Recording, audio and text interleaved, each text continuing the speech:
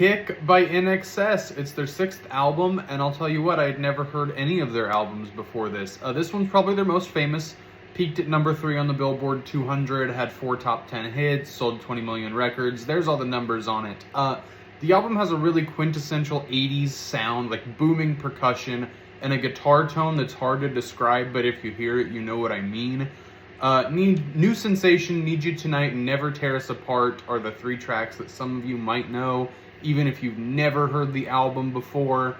Devil Inside, though, was the first deep cut to really impress me, the first non-single to really impress me.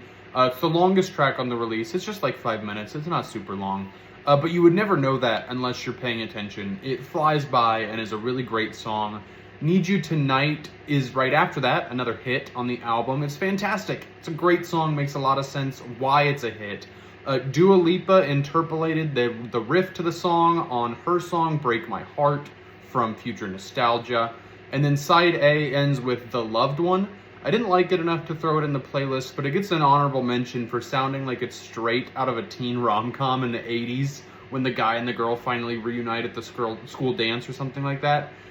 So just the sounds and the vibes of that song gets an honorable mention. I should add that it's a cover song too. And then on the second half of the album, Never Tear Us Apart, it's a big hit, but I didn't see as the best on the record. Devil Inside probably to me deserves more recognition than this song. It's not bad.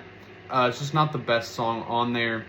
And then the title track, Kick, was the other song on the second half that I really liked. But given that I couldn't stop glazing 2 songs in particular, Devil Inside and Need You Tonight will make the playlist score. This one's going to get an 8 out of 10. There's a reason why it's INXS's most famous album.